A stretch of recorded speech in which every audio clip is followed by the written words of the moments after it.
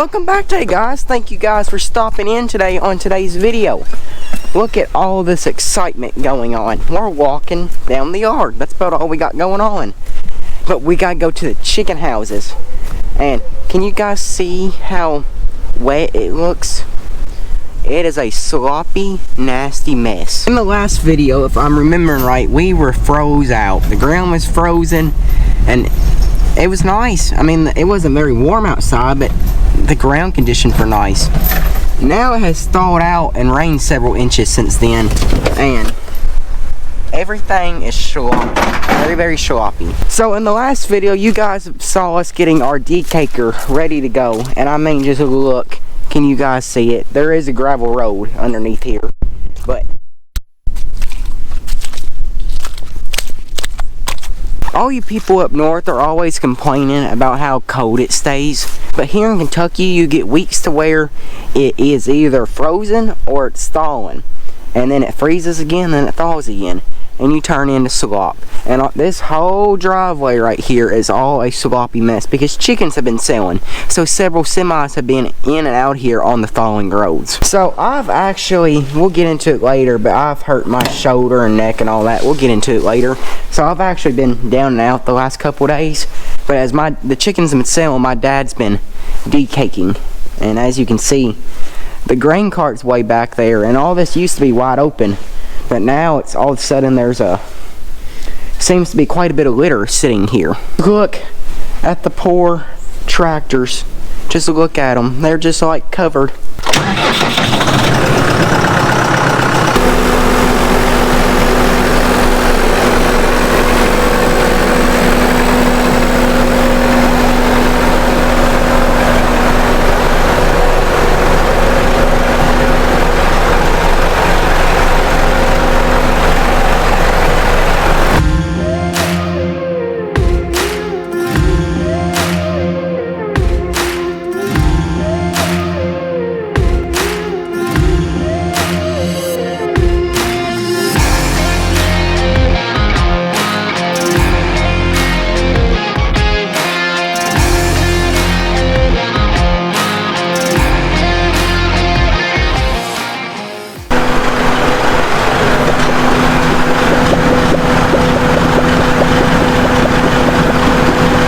So one of the unfortunate things that has happened is, I'm not sure how it has happened, but it seems like over the several years of this thing just sitting in the barn, tucked away in the corner, it seemed that some of the seals on the hydraulic pumps have dry rotted. I don't know how that happened. I mean, it's only been sitting here 8 years, but it seems to be quite an aggressive amount of leaking going on. And we can't get parts, and this has got to be done now. So, you know, we're gonna try to catch some fluid. What we're doing in the barn with the decaker is we're getting all the nasty, wet, chunky litter out. And that is what causes your ammonia in the barn. And ammonia is something that's hard to control during the winter time, because to get it out, you either got to put poultry litter treatment down, or you have to run a lot of ventilation. And if you run ventilation, that means you're sucking your heat right out the barn, so your propane tank seems to have a massive hole in it. Yeah. Especially this flock. So when I say cake, it usually forms on top or underneath the water lines, and you can see he's kicking it up right there. It's just big wet chunks of litter. And before, we've always windrowed this, and we've let the heat sort of bake it and dry it back out. Well, we're not getting all the cake out because for the ones that know, you know. Yeah. This flock had a lot of challenges, not of all our doing. Yes. Maybe some other people's doing that causes the birds maybe to not perform as well and make the floors wetter. And we've got one more winter flock, and so we're trying to get some of the moisture out, because we don't ever decake. We're trying to get some of the moisture out, and then we're going to windrow it to help with the ammonia, because we know what's coming. We've been down this road where we had to put a PLT back in a second time.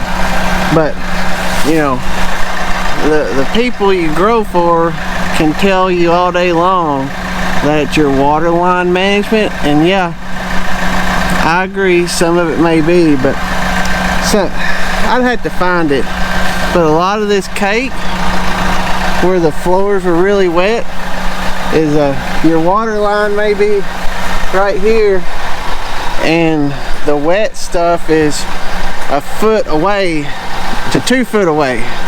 So everybody knows what a chicken looks like, and if it's looking up to drink, what's pointing the other way? Yeah. You know, and that's where your floors are wet, and that's caused by some other issues. And so you can look it up, mud birds, I've seen it called that, and that's what we had this time. And some of the floors got really muddy there, and that's what we're trying to pick up to help with the wetness of the litter, to help with the ammonia this next fall. Because for the ones of you who don't know, we're talking about our POT, which actually handles ammonia. But how expensive is that for one pass in all of our 6 of our barns? Oh, it's almost, I'd have to look, it's $3,000 to $4,000. So we really want to minimize how many times we have to come in the barn, because but in the past, it's how much propane are you running, and do you do a second pass of PLT? Is it cheaper than running propane? But anyways, that's enough talking for now, so why don't we get some action rolling here.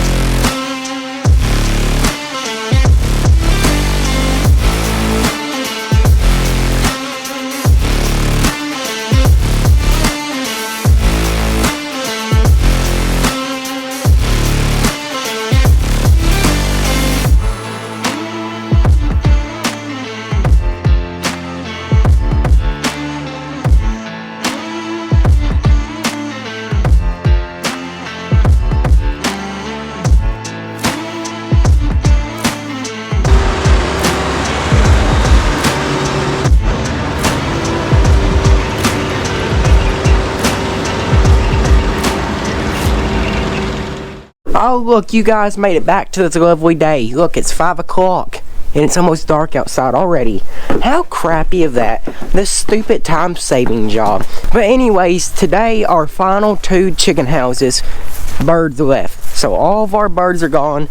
So my parents just left. I'm getting ready to get our side-by-side and head on down there, and we got a bunch of litter work to do. We got to decake the 2 barns that just left, and then we got to flip some windrows and houses 2 and 3 at Trevine Farms, and then we got windrow up houses 1 and 2 at Drumsticks. So like I said, we always say we have 6 chicken houses, and on the intro we only show 4. And by the way, we are working on a new intro. It may still be a little bit before it's done, but it's a work in progress. We just have 2 farms. One farm has 4 houses, one farm has 2 houses. Alright, we got the tractor out and it is warming up. We're actually in the water room right now, if you can't see, because we need an environment where it is a controlled temperature, because we get to put this lovely stuff in the tractor. Does anybody know what this stands for? I think it stands for government fluid. I'm a great reader. Now, for the ones of you who actually don't know what this stands for, it's diesel exhaust fluid, as in DEF. And what this does is it's supposed to kill all the fumes that the tractor produces, or something like that, and it helps with the environment and all this bullcrap that doesn't matter, because what these tractors have now, because it takes this stuff, is the DEF clean out system. So, you know, we put this fluid in here to catch all the stuff that is polluting the environment and control all that, but when it does its DEF system clean out, it pushes all that right out into the environment at once. It makes no sense, but all it does is cost us more money to run the tractor. In case you're wondering what brand we buy the cheap stuff at Tractor Supply. Well, now that we are done saving the environment, we'll throw all of our environmentally hurting pollutional trash to the trash can, and then we'll be on our way.